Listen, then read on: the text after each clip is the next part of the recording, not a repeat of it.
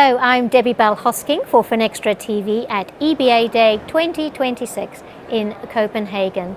And I'm joined by Peter Reynolds, CEO of Otoma, and we're talking about several things. The first is a bit more in depth on AI and its impact.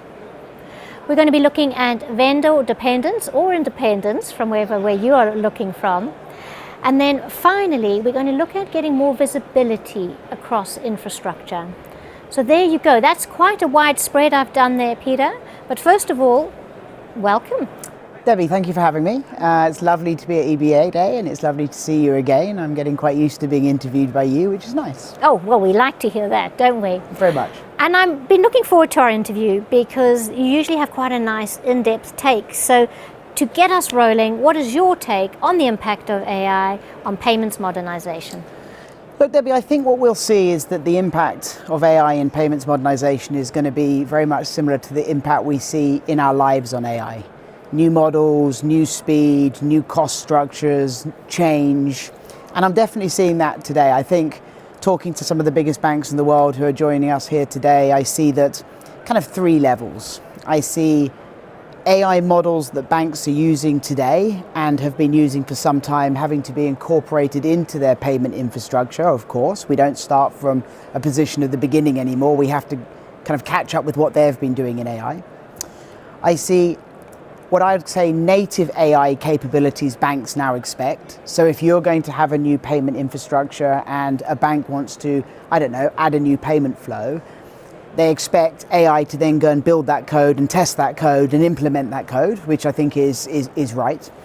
And then I'm seeing banks wanting to push the boundaries a little bit. And by that, what I mean is banks aren't expecting to see AI sprinkled on top of old processes or old technology, because I think that if we do that as an industry, we're missing the point. I think what banks are looking to do is to really see where can we use AI to help? So can we use it in forecasting? Can we use it to support the infrastructure? And I think where I see it going, and I talked to my team about the SpaceX moment in AI and payments, is how can we use AI to drastically change the way we implement payment systems? And one thing I'd like to see is, and it's going to be a bit out there when I say this, but could we get to the stage where we could implement a new payment hub in a week? Which is something that takes some of the legacy technology at the moment months and years to do. And I think that's the kind of direction of we're seeing the payment industry go. Well, you've set the challenge now. It's a challenge for my team. I bet it is. Right, let's get on to vendor dependence or independence, as you suggested to me off camera. Perhaps that's the goal. I'll let you tell us a bit more about that. How are banks addressing this? Yeah, so look, we're living in a world of change. We're living in a world where payments have become more strategic. We're living in a world where there's more competition, there's margin compression. And I think banks have got a little bit sick and tired of having to move at the pace or the innovation that the vendor community give them. So we've seen a move from banks to say, hey, we want to be a bit independent of technology to have our own strategy and our own speed. And as an industry, we've had to react to that. So what we see the banks, I nearly said asking for, but I think I'm going to use the word demanding, is true no-code technology. And by that, what I mean is go back 10 years, look at everything you used to have to ask your vendor to do for you as a bank, new changes, new processes you might want to add, new capabilities. The banks now demand that they can do that themselves in real time. So that's a real change, and I think that's something I'm seeing the industry push towards.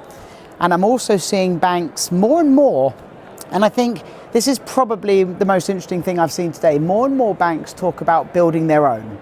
Now take a step back, imagine you and I are looking for a new car, we go into a car showroom, we look at all the cars and we say, no thanks, I'll build my own.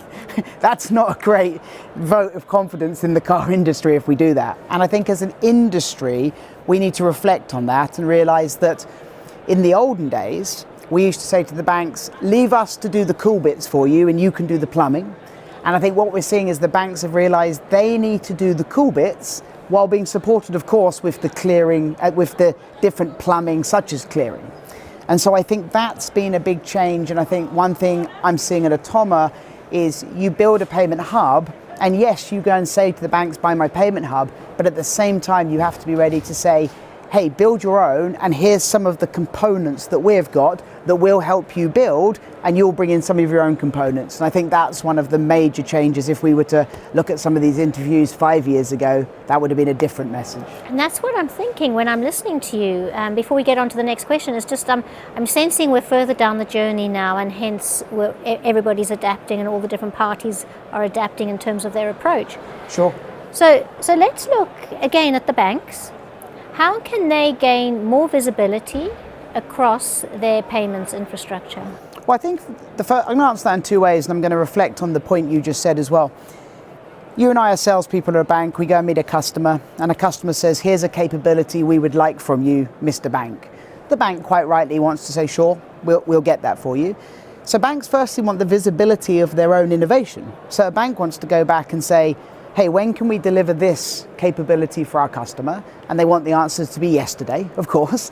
And so firstly, going back to that no-code point, the visibility banks want in terms of their infrastructure as well as a technical point of view is that visibility of innovation, so that they know I'm running my innovation and my technology is supporting me, not here's what innovation my technology is going to bring, I need to live with it.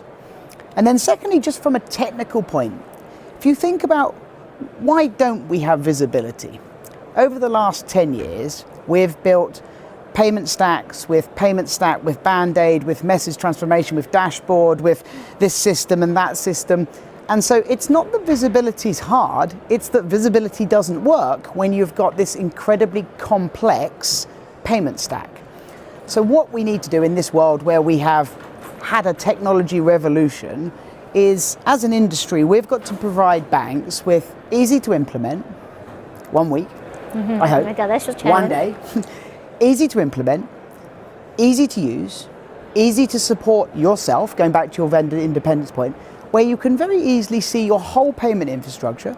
You can see what's working, what's not working, what's broken, and I think with AI, what might break soon, which I think is game changing. And so as a payment team, not only can you run this infrastructure yourself, but you can monitor it yourself and start providing a level of comfort that AI is kind of almost running through that to tell you what might happen next. And I talk about a SpaceX moment.